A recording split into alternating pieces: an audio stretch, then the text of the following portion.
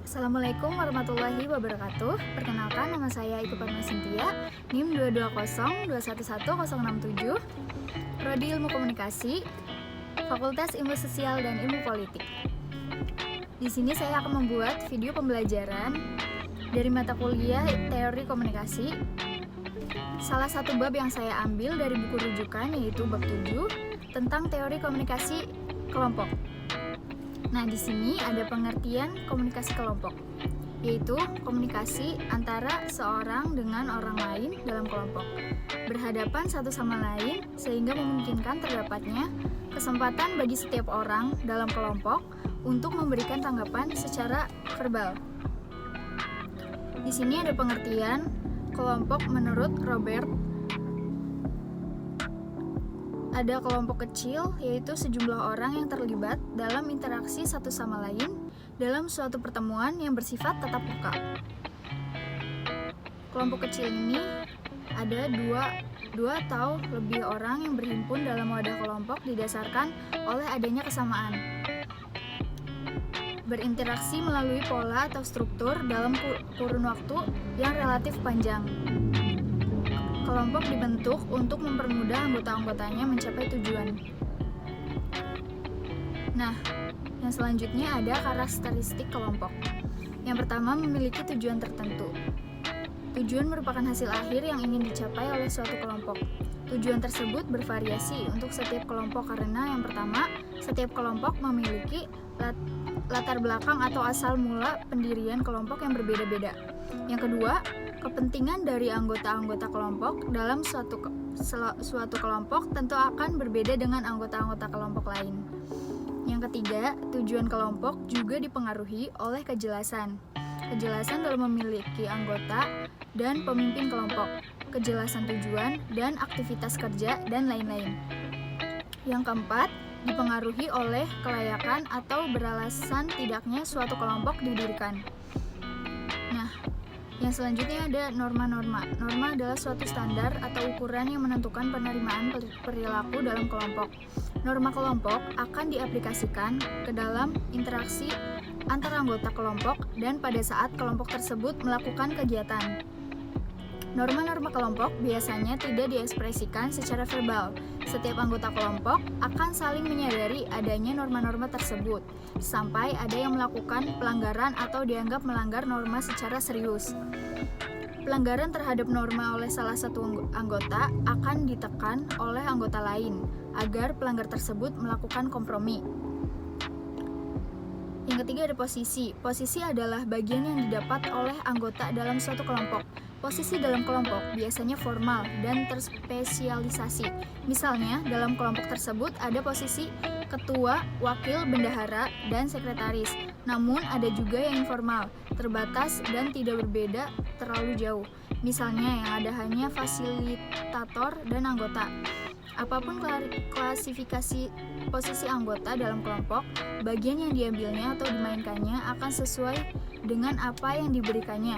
Contohnya, bila seseorang menjadi ketua kelompok, ia akan menjalankan tugasnya sebagai ketua dan tidak mengambil tugas bendahara. Yang keempat ada peran. Peran dekat dengan posisi. Bila posisi adalah bagian yang didapatkan anggota dalam suatu kelompok, maka peran merujuk pada perilaku yang diasosiasikan dengan posisi. Peran dapat menjadi konflik apabila terdapat ketidaksesuaian pembagian peran. Dengan kata lain, konflik kelompok dapat terjadi apabila pertama, terdapat perbedaan di antara bagaimana anggota kelompok memainkan peran dan anggota lain berpikir bagaimana seharusnya hal tersebut diperankan. Kedua, adanya anggota kelompok yang melakukan suatu tindakan dan anggota lain berpikir bahwa ia harus bertanggung jawab atas tindakan yang telah dilakukannya. Yang kelima, ada struktur. Posisi dan peran tidak berdiri terpisah. Dalam kelompok tidak akan ada pemimpin jika tidak ada pengikut. Pola-pola hubungan di antara posisi dan peran yang dihadirkan dalam kelompok tersebut sebagai struktur. Ada kelompok yang peran dan posisinya sangat jelas, khususnya penghargaan anggota terhadap otoritas dan kekuasaan. Ini disebut sebagai sistem sentralisasi.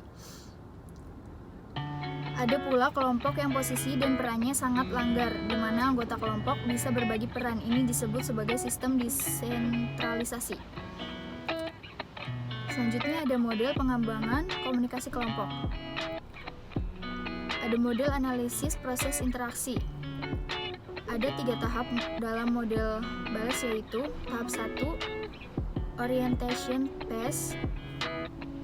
Pada tahap orientasi, anggota yang baru masuk dalam suatu kelompok atau baru mendirikan suatu kelompok akan bertanya, mencari dan memberi informasi mengenai tujuan kelompok dan hakikat tugas-tugas dalam kelompok.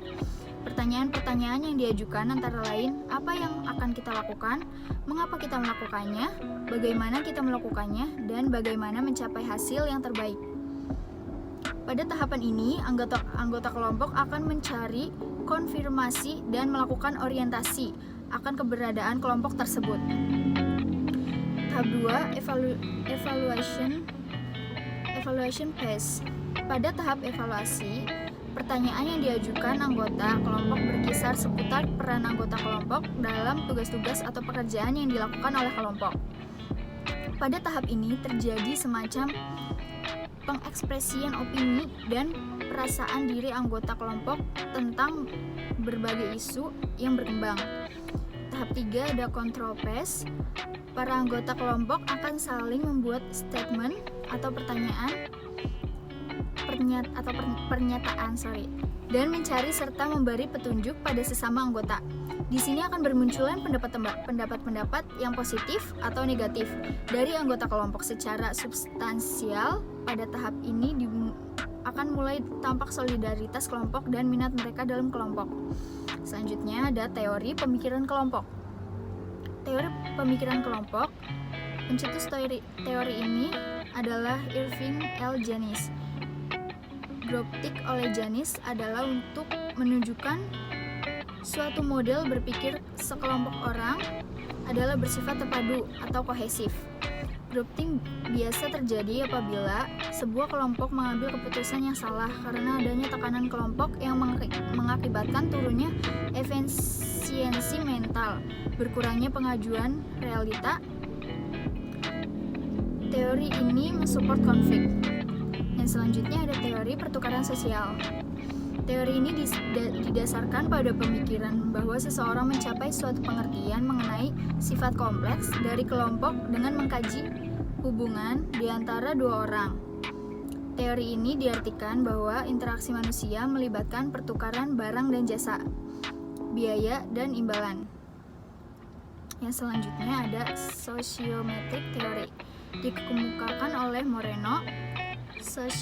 Sociometric teori ini merupakan sebuah konsepsi yang mengacu pada suatu pendekatan metodologis dan teoritis terhadap kelompok. Asumsi yang dimunculkan adalah bahwa individu-individu dalam kelompok yang merasa tertarik satu sama lain akan lebih banyak melakukan tindak komunikasi. Sebaliknya, individu-individu yang saling menolak hanya sedikit atau kurang melaksanakan tindak komunikasi. Itu saja yang dapat saya sampaikan, kurang lebihnya mohon maaf. Wabillahi taufiq wal hidayah. Wassalamualaikum warahmatullahi wabarakatuh. Dan